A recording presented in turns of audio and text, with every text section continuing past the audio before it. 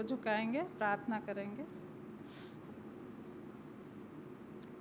हे हमारे स्वर्गीय पिता, फिर से हम आपके पास आते हैं, धन्यवाद देते हैं प्रभु। आपने हमें अभी तक सुरक्षित रखा है और हम सबत की शुरुआत में आपके भवन में आ सकते हैं, आपकी स्तुति आराधना कर सकते हैं। पिता, अभी आपके गानों को गाए हैं, इसमें आपके आशीष हो। प्रार्थना करते हैं आज के दिन जहाँ कहीं भी एक दो जमा होके आपकी नाम की महिमा करते हैं पिता, उन्हें भी, उनके साथ भी रहिए, उन्हें भी आशीष दीजिए।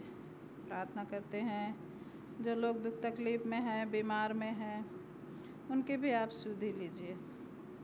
प्रार्थना करते हैं हम यहाँ जितने भी सरों को झुका के खड़े हैं पिता, सभी के साथ रहिए। हर एकों के तकलीफ़ों को, बीमारी को आप जानते हैं पिता, आप हमारी सुधि लीजिए। और इस समय मैं बाइबल से जो कुछ भी सुनाऊंगी पिता, सब आपकी ओर से हो सके। आप मेरे साथ रहिए। और क्या मांगे पिता, हमारे हर एक पाप गुनाहों को क्षमा कीजिए। छोटी बिनती मसीह यीशु के नाम मांगते हैं, दया करके स्वर्ग में सुन के ग्रहण कीजिए। आमीन।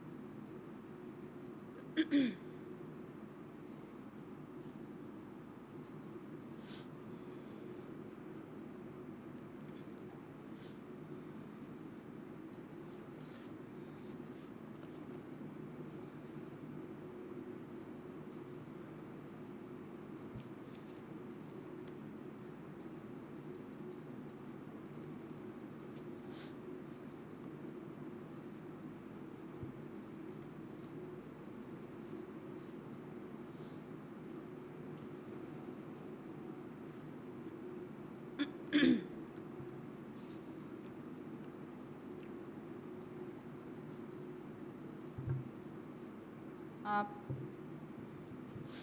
लूका की किताब खोल सकते हैं मेरे साथ।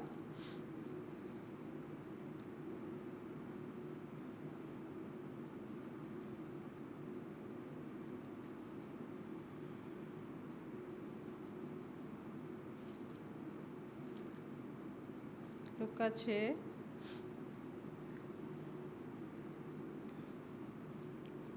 यहाँ पर घर बनाने वाले दो मनुष्य के बारे में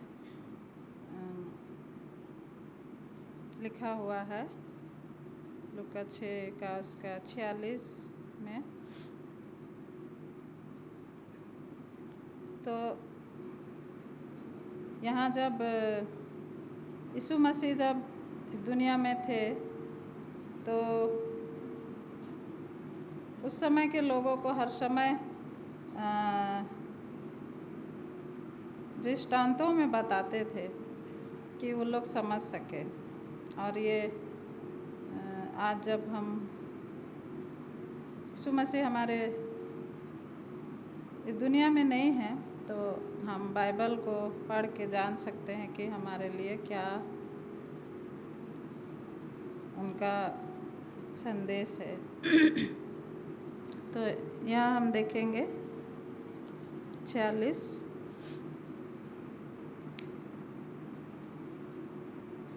जब तुम मेरा कहना नहीं मानते तो क्यों मुझे हे प्रभु कहते हो।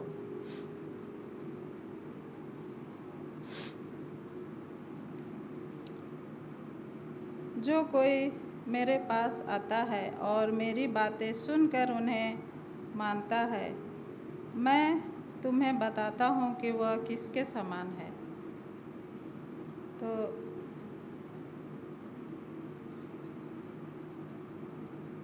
हम भी वैसे ही हैं। हम हमेशा प्रार्थना करते हैं और हमेशा हम ईश्वर का नाम लेते रहते हैं, लेकिन उनके जो रास्ते में चलने के लिए हम लोग को बहुत तकलीफ़ होता है, हम चल नहीं पाते हैं। तो यहाँ पर यीशु मसीह घर बनाने वाले दो मनुष्य के बारे में बताते हैं। वह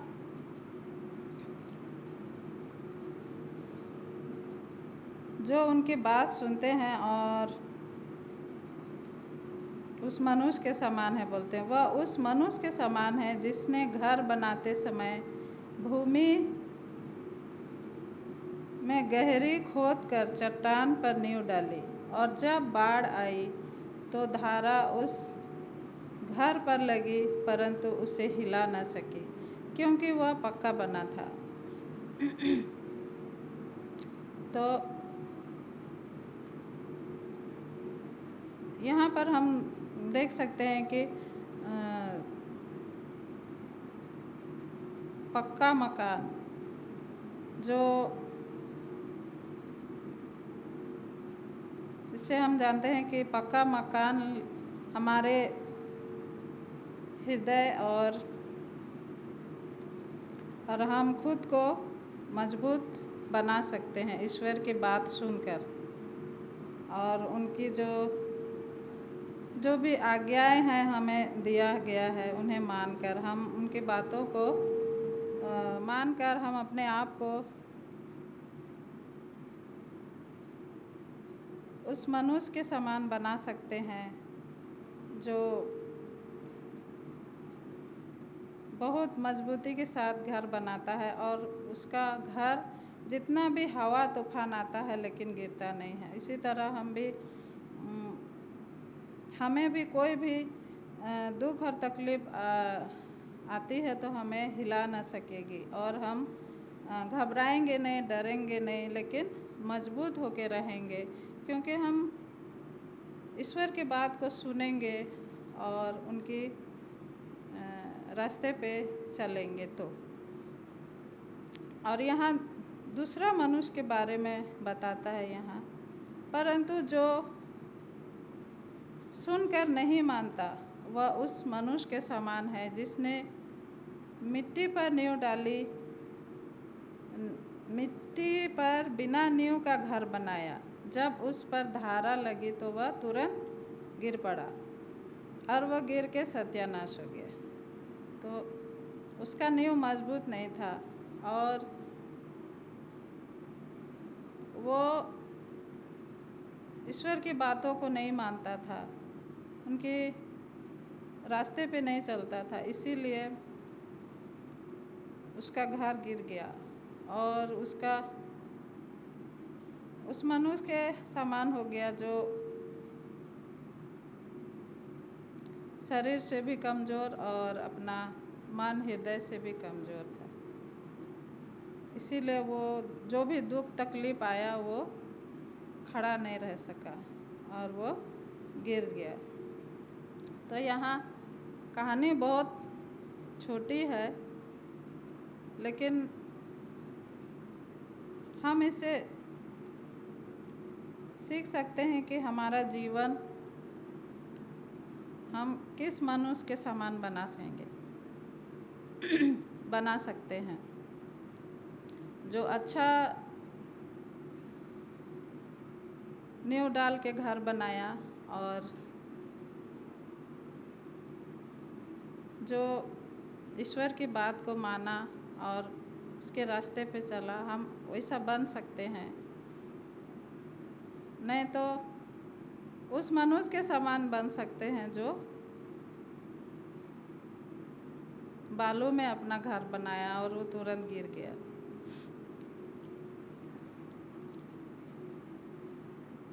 ईश्वर की बात को सुनकर जो अनसुना करता है उसका जीवन बहुत ही खराब होता है, क्योंकि वो जानते हुए भी नहीं करना चाहता है, अच्छा बनना नहीं चाहता है। सब कुछ बाइबल का बारे में और जो आज्ञाएं दिया हुआ है उनके बारे में जानकर भी वो नहीं चलना चाहता है। उनका जीवन एकदम, वो जितना भी कोशिश करता है कि मैं खड़ा हो जाऊं, उठ जाऊं, लेकिन वो मजबूत नहीं हो पाता है। और जो उनकी बातों को सुनता है वो हमेशा हर एक तरफ से मजबूत और दृढ़ रहता है, कभी गिरता नहीं है। जितना भी उनका जीवन में दुख तकलीफ मुसीबत आए तो भी वो चट्टान की तरह मजबूत रहता है। तो हम सबों के लिए भी यही संदेश है ईश्वर का कि हम भी उनकी बातों को सुने और उनमें मजबूत बने रहें। मैं इतना ही बोल के अंत करती हूँ। ईश्वर इस वचन पर आशीष दे।